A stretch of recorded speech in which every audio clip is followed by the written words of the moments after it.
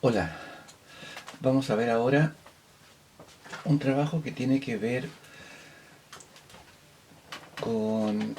Imaginémonos que tenemos una página de matemáticas, una hoja de matemáticas, lo giramos y obtenemos esta grilla que vemos acá. Por lo tanto, esta grilla girada, es ortogonal, la ubicamos en 45 grados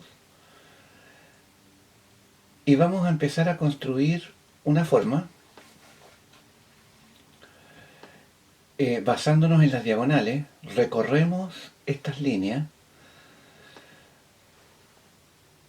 y es como si hiciéramos una especie de paralelepípedo recto, caja, eh, un elemento que nos va a servir como envolvente, guiándonos solamente por el recorrido que nos otorga esta grilla.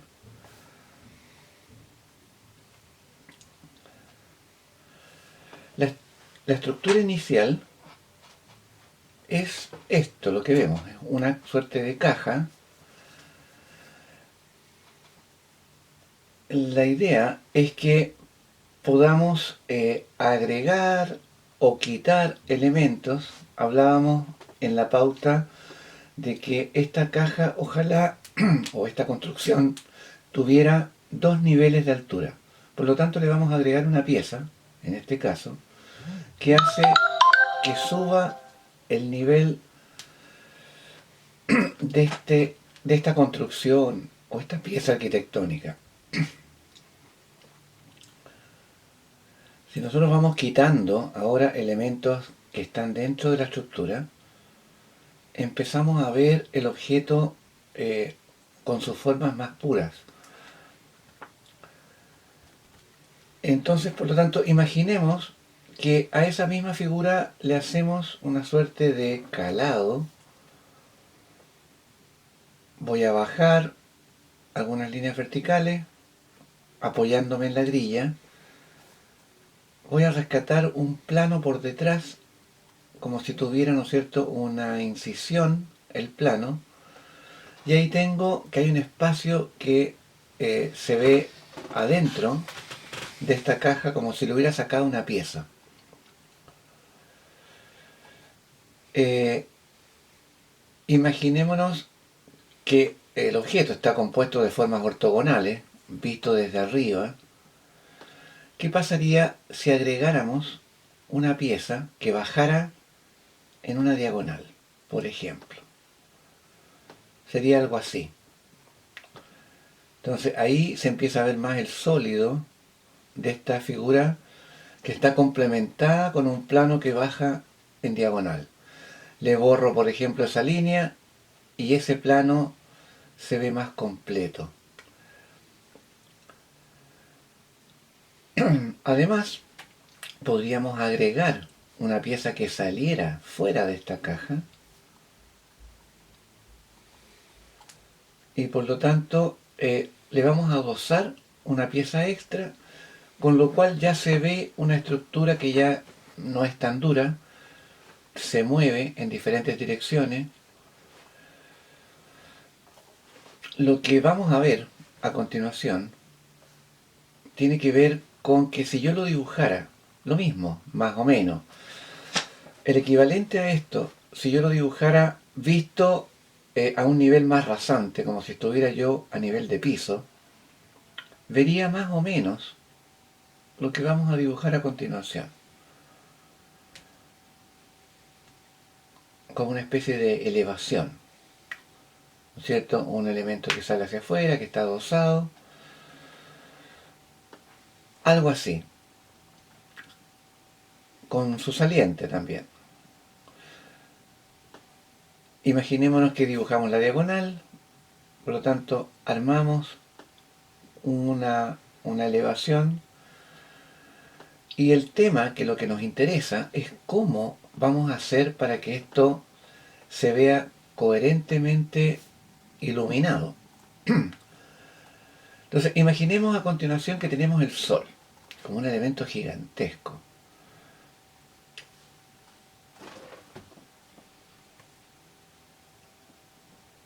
¿Ya? que este sol arroja los rayos, ¿no es cierto?, sobre este objeto,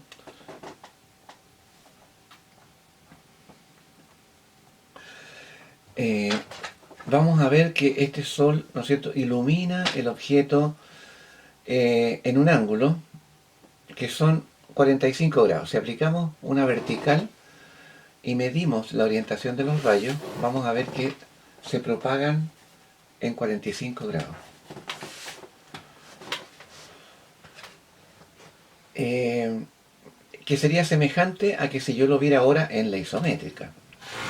Entonces hay una equivalencia entre la vista que tengo plana, ¿no es cierto?, con esta vista desde arriba. Entonces ahora lo que vamos a ver, cuáles son los elementos que se suman cuando iluminamos un espacio. Cuáles son los tipos de penumbra o sombras que participan. Entonces, por ejemplo, lo que vamos a aplicar ahora es todo aquello que quedaría a contraluz. Vemos un plano semejante y le aplicamos el mismo tono. ¿Cuál podría ser otra? Esta que tenemos acá atrás, por ejemplo. Y nos faltaría una, de acuerdo al modelo, que sería este plano, en que comenzamos a sombrear de acuerdo a este efecto que llamamos contraluz. Entonces, por lo tanto, le vamos a dar un nombre y eso lo vamos a denominar sombra propia. Todos aquellos elementos que quedan ocultos con respecto a la dirección en que viene la luz. Ahora, ¿qué pasa con los laterales, con los planos que tenemos a continuación? También el sol no los alcanza a iluminar plenamente, por lo tanto algo de sombra van a recibir, pero en forma mucho más tenue que los planos de sombra propia.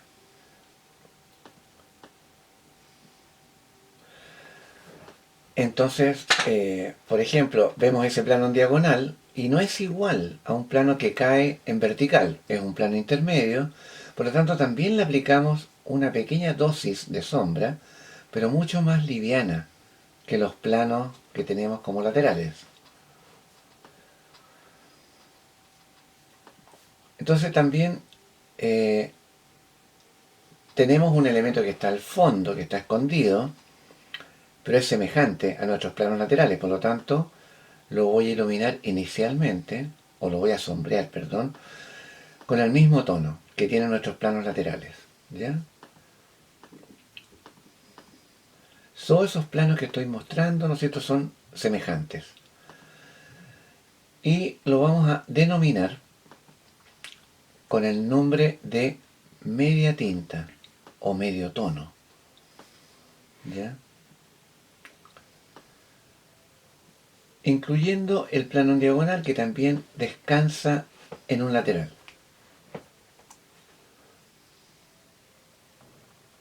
Entonces ahora lo que viene es algo más preciso. Hablábamos de 45 grados. ¿Qué significa eso? ¿Cómo lo aplicamos? Entonces, a través de un pequeño truco, llamémoslo así, si yo, por ejemplo, estirara la continuación de esas líneas que tengo, sobre todo en las superficies que se esconden, por ejemplo, todas las que estoy mostrando, a continuación, eso hay que entenderlo como una ortogonal, es decir, ángulo en 90 grados, pero visto desde arriba, ¿ya? Es como si fuera en 90 grados, pero visto desde arriba se vería de esa forma. Entonces, ¿qué es lo que hago? Corto a la mitad esa relación de 90 grados, lo cual me da 45 grados. Ese eje que apareció es el eje que necesito saber para saber la orientación en la que está cayendo la luz del sol. En paralelo, vuelvo a bajar del otro lado, ¿no es cierto? ¿Y cómo sé hasta dónde llega? Lo uno con las líneas de tierra, con esa, por ejemplo, hasta que se unen estos dos puntos y cierro con una línea De tal manera que tengo el espacio del rectángulo o del cuadrado y lo valorizo, ¿ya? Hasta donde termina, hasta donde topa. Ese cubículo me arrojaría esa sombra. Ahora tengo el problema de ese plano en diagonal. ¿Qué es lo que hago? Pesco el vértice y lo uno a la otra figura. Y con eso es suficiente para obtener el pedazo de sombra que me falta.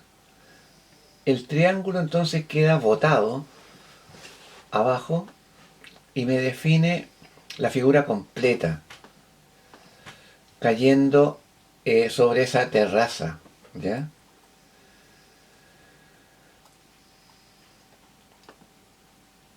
Por ejemplo, ¿cuál es la sombra de esa muralla?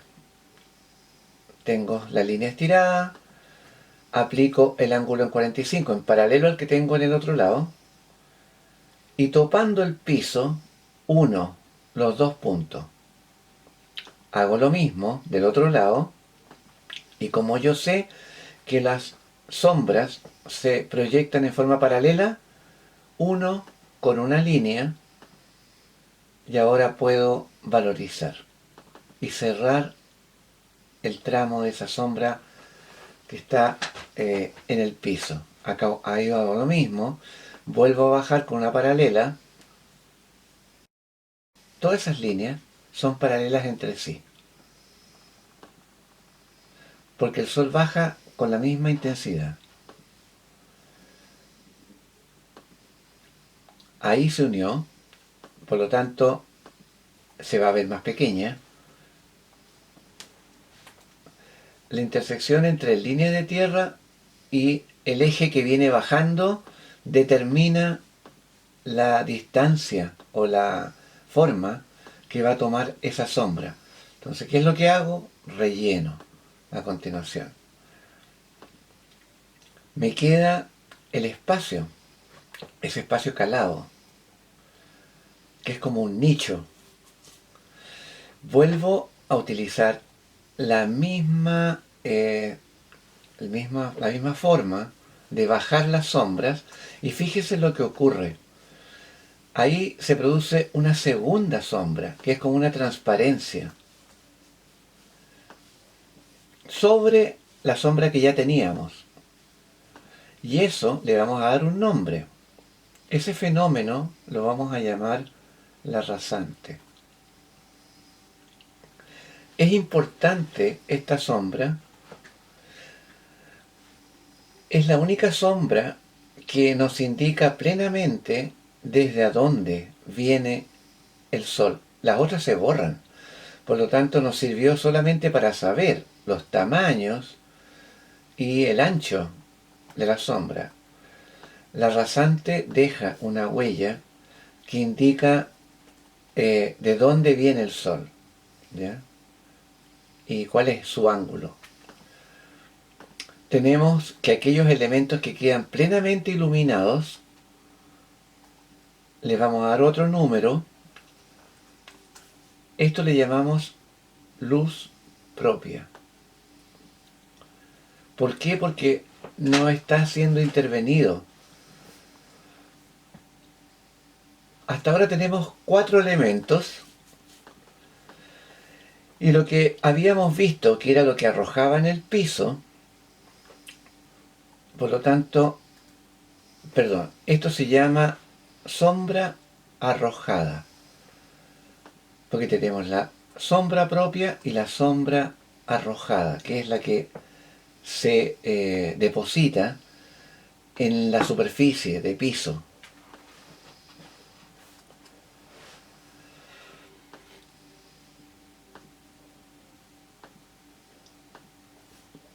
Es como el abatimiento, ¿no es cierto?, de una de la muralla.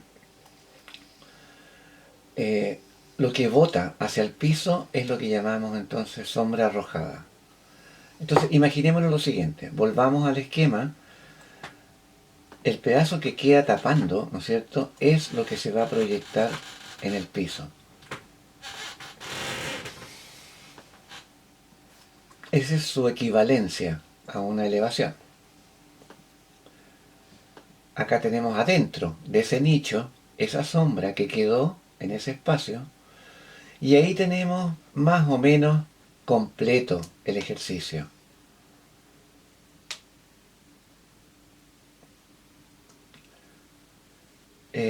Por lo tanto, lo que hago a continuación es darle un sentido ya más definitivo, y fíjense lo que empiezo a marcar, que es el último elemento que me falta. Cuando yo insisto, sobre todo en las zonas más altas, y dibujo con más intensidad, pero dejo un poco más claro abajo, eso recibe otro nombre.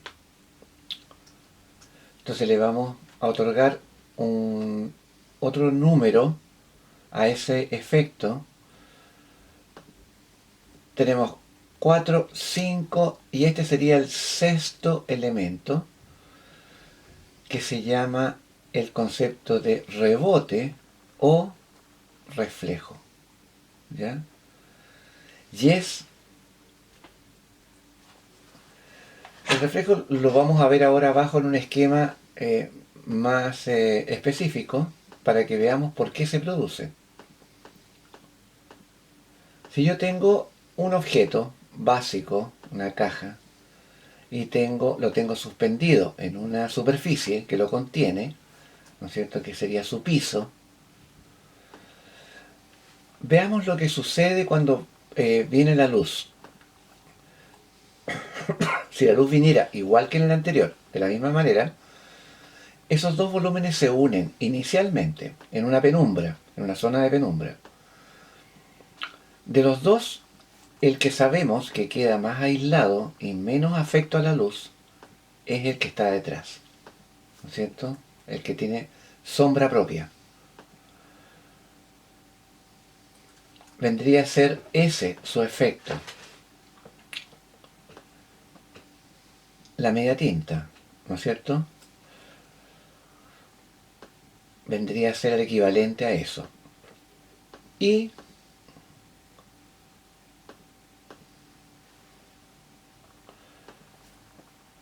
que ya sabemos más o menos que tendría aproximadamente ese tamaño y esa dimensión, pero lo que hacemos a continuación, fíjense, los rayos cuando rebotan en esa superficie, sucede ese efecto. La luz rebota, y rebota en muchas direcciones.